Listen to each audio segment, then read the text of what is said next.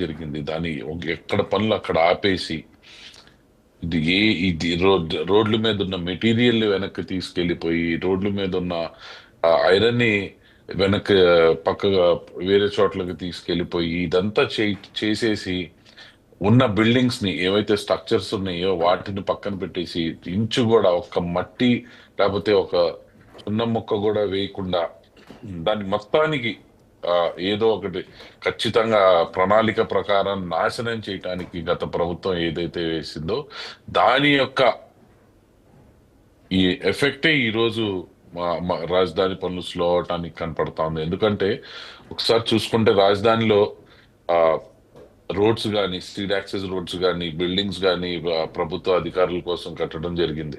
వాటన్నిటిని కనీసం పూర్తి చేసి ఉంటే లేకపోతే ఎంతో కొంత, ఎందుకంటే 70-80% పనులు అయిపోయినాయి కాబట్టి వాటినైనా కనీసం టేకప్ చేసి పూర్తి చేసి ఉంటే ఈ రోజు మళ్ళీ మాకు వచ్చిన తర్వాత ఆ పేస్ అందుకోవటానికి ఉండేది. కానీ పూర్తిగా నిర్వీర్యం చేసి రాజధానిని అమరావతి రాజధానిని సైడ్ ట్రాక్ చేయటం వల్ల ఈ రోజు రాజధాని వెనకబడిపోవటం, రెండోది ఆ పనులు వెనకబడిపోవడం, అదే రెండోది ప్రజల్లో కూడా రాజధాని ప్రాంతంలో ఉన్న ప్రజల్లో కూడా ఒక ఇన్సెక్యూరిటీ బిల్డప్ చేయటానికి గత ప్రభుత్వం ఈ పనులన్నీ చేయటం జరిగింది. కాబట్టి ఈ రోజు కూడా మీరు చూసుకుంటే రాజధాని మొదటి విడతలో ఇచ్చిన వాళ్ళు కానీ ఇప్పుడు రెండో విడతలో ల్యాండ్ పూలింగ్ లో అడుగుతున్న రైతులు కానీ వాళ్ళకి మాకు యాక్చువల్ గా లాంగ్ టర్మ్ లో రేపటి రోజు ప్రభుత్వాలు మారినా లేకపోతే ఏమన్నా జరిగినప్పుడు మాకు సెక్యూరిటీ ఏంటి, లేకపోతే సెకండ్ ఏంటంటే వాళ్ళకు వచ్చే ప్లాట్ల గురించి ఏదో డిబేట్ జరుగుతుంది కానీ, ఎందుకంటే ఇప్పుడు ఈ ల్యాండ్ పూలింగ్ అది ఎక్కడ ల్యాండ్ పూలింగ్ తీసుకున్నా లేకపోతే ఎక్విజిషన్ తీసుకున్నా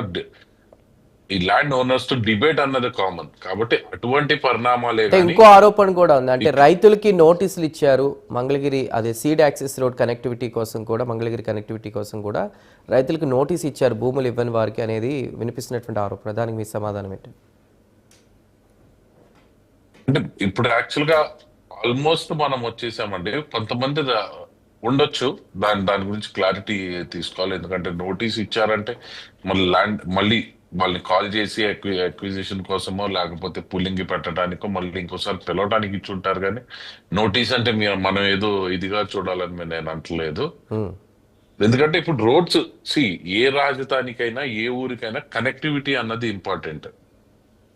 సో ఆ కనెక్టివిటీ క్రియేట్ చేయడానికి మధ్యలో వచ్చే ఇటువంటి అబ్స్టకల్స్ ని 100% ఏ ప్రభుత్వం అయినా లేకపోతే ఆ ప్రభుత్వమే కాదు అసలు ప్రైవేట్ సంస్థలైనా వాళ్ళకున్న ఆప్షన్స్ అన్ని తీసుకుంటారు. అలాగే ఈ రోజు ప్రభుత్వంగా సీడ్ యాక్సెస్ రోడ్ కూడా చూసుకుంటే మీరు ఆల్మోస్ట్ కంప్లీషన్ వచ్చింది, రైట్. సో దాన్ని మళ్ళీ తీసుకొచ్చి మన నేషనల్ హైవేస్ ని కలిపి ఆ కనెక్టివిటీ మొత్తం కంప్లీట్ చేయాలంటే డెఫినెట్ గా దాన్ని కంప్లీట్ చేయాలి. అలాగే రాజధాని నిర్మాణంలో కూడా అది ఒక కీలక భాగంగా, ఎందుకంటే ఈ రోజు ఆ మెయిన్ హార్ట్ కాబట్టి దానికి కనెక్టివిటీకి ప్లస్ అందరూ మన నేషనల్ హైవే నుంచి డైరెక్ట్ గా వెళ్ళిపోవడానికి యూజ్ అయింది కాబట్టి అది కూడా 100% కంప్లీట్ అవ్వాలి.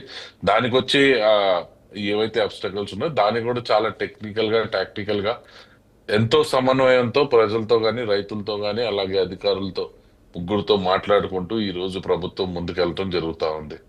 అలాగే మీరు ఒకసారి చూసుకుంటే ఈ ప్రభుత్వం వచ్చిన తర్వాత ఏం చేసింది అమరావతికి అన్న మాట ఒకసారి చూసుకుంటే